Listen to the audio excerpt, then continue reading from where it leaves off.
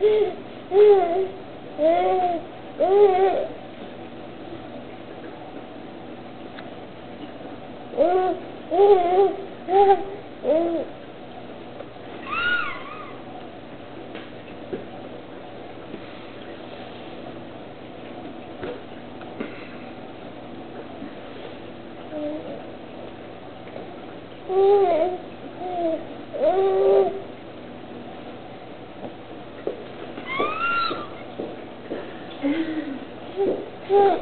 don't make her eat this. She really hates it.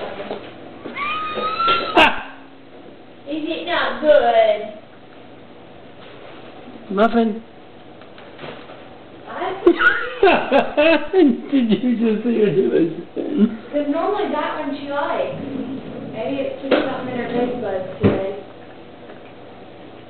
You had the sweet stuff. That's your problem. We had all sweet stuff for lunch. She had sweet potatoes and applesauce. Don't make her eat anymore, honey. I'm sorry, you don't like it, do you? Is it not bad? Here, we'll wipe it off. No more, no more.